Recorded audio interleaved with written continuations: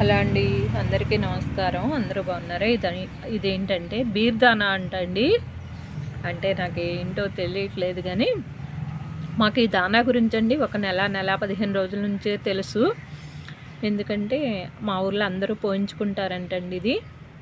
అయితే ఈ బీర్దానా అంటే ఇది వేరే విధంగా ఏది చబ్బరైంది కాదండి, మొక్కజొన్న పిండేనంట. బీరులు తయారు చేస్తారు కదా, అందులో నుంచి వచ్చిన పిప్ అంటండి ఇది.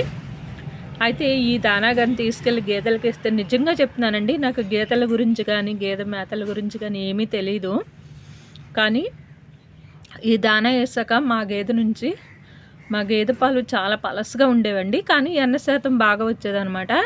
ఈ దానా వేసాక పాలు చిక్కదనం వచ్చాయండి, పాలు పెరిగాయండి. చాలా బాగుంటుంది, చిక్కగా బాగా వెన్న కూడా ఇంకా బాగా వస్తుంది అనమాట అండి. నేను నిజంగా చెప్తున్నాను, ఈ దానా ఇస్తే గేదెలకి చాలా యూజ్ఫుల్గా ఉందండి, చాలా బాగుంది. పాలు పెరుగుతున్నాయండి, వెన్న శాతం వస్తుందండి. రీడింగ్ అదే ఎన్న శాతం రీడింగ్ అన్న ఒకటేనేమోలేండి వస్తుందన్నమాట.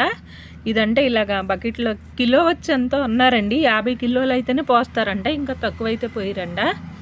నిజంగా ఈ దానా అయితే గేదెలకి చాలా బాగుందండి. నాకు తెలిసి గేదెల గురించి నాకు తెలియకపోయినా నేను చెప్తున్నానంటే పాలు చూస్తే చెప్తున్నానండి. మాకు ఈ దానా వేసాక గేదె పాలు పెరిగాయి, ఎన్న శాతం పెరిగింది, రీడింగ్ కూడా బాగా వస్తుంది. రీడింగు ఎన్న శాతం అన్న ఒకటేనేమో, నాకైతే తెలియదులేండి, అందుకే చూపిస్తున్నాను అనమాట. అంటే అందరి ఊర్లో వస్తాయో రావో తెలియదు ఈ దానా, మా ఊర్లో ఎక్కువ పోయించుకుంటున్నారంట, అందుకే వ్యాన్ వస్తుందంట అండి. అయితే ఈ దానా మాకు నెల 15 రోజుల నుంచే తెలుసు, మేము పోయించుకుంటున్నాం. మా గేదెకైతే బాగానే పడిందండి, పాలు కూడా బాగా పెరిగాయి, ఎన్న శాతం బాగా వస్తుందన్నమాట.